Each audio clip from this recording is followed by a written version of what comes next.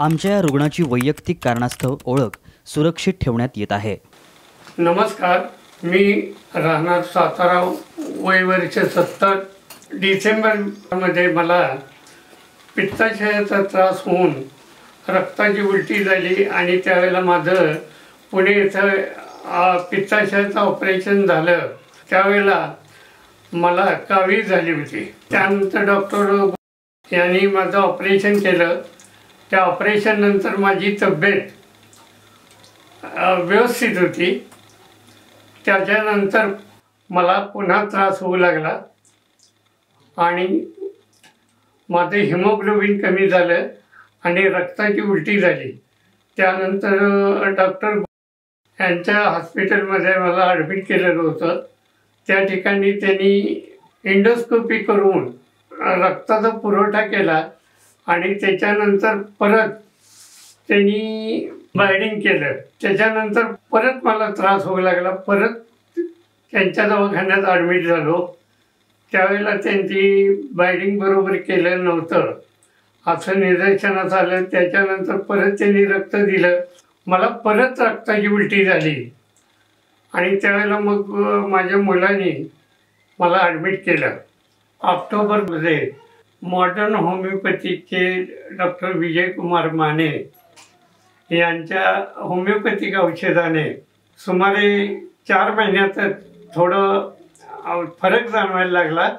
माझे पांढऱ्या पेशीचे प्रमाण आणि हिमोग्लोबिन ह्याच्यात वाढ झालेली आहे आणि सध्या पचनक्रिया वगैरे त्या औषधामुळे व्यवस्थित आहे।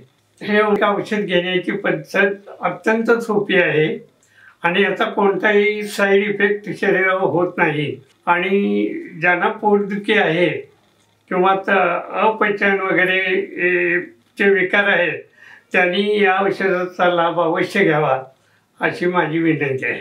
माझ्या मिस्टरांना पित्ताशयात खडे झाल्याचं निदान झालं। त्यानंतर आम्ही त्यांचं ऑपरेशन केलं, पित्ताशय काढून टाकलं।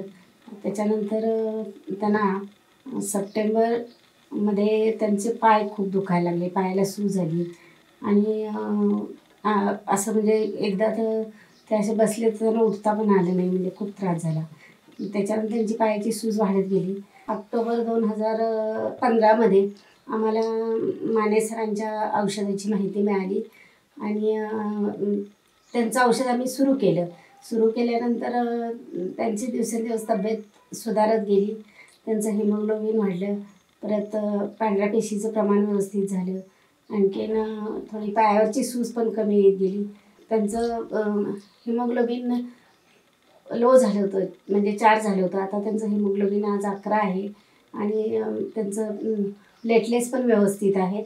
तर ते औषध म्हणजे ज्यांना काही असे पोटाचे वगैरे त्रास असतील त्यांनी ते औषध अवश्य घ्यावं आणि ते घेण्याची पद्धतही सोपी आहे आणि आपल्याला त्याच्यातून खूप फरक मिळतो। आज माझ्या मिस्टरांचे जवळजवळ 80% तब्येत ओके। लिव्हर सिरोसिस रुग्ण, वय 70 वर्ष, यांना सोनोग्राफी रिपोर्टनुसार पित्ताशयात खडे झाल्याचं निदर्शनास आलं। प्रचलित उपचार पद्धतीमध्ये त्यांनी पित्ताशयाचे ऑपरेशन करून घेतलं, परंतु परत सप्टेंबरमध्ये त्यांना त्रास होऊ लागला। त्यांना सतत पोटात दुखणे, पायाला सूज येणे, रक्ताच्या उलट्या होणे, अव्यवस्थित पचनक्रिया असे त्रास होऊ लागले। त्यामध्येच त्यांना कावीळ झाली, त्यांचे प्लेटलेट्स कमी झाले, त्यांचा HB4 इतक्या प्रमाणात कमी झाला, त्यांच्या किडनीलाही सूज आल्याचं निदर्शनास आलं। तज्ज्ञांनी त्यांना लिव्हर सिरोसिस झाल्याचं सांगितलं व ॲडमिट करून रक्त चढवणे, एंडोस्कोपी, बाइंडिंग असे उपचार चालू केले। त्यांचा त्रास वाढतच गेला। त्यांना उठताना बसताना त्रास होऊ लागला, त्यांना व्यवस्थित चालताही येत नव्हतं।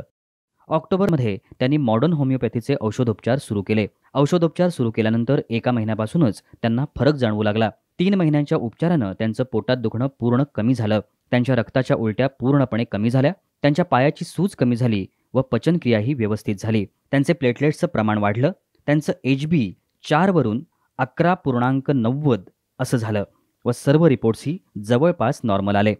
सध्या हे रुग्ण मॉडर्न होमिओपॅथीच्या औषधोपचारांसह सामान्य व आनंदी जीवन जगत आहेत।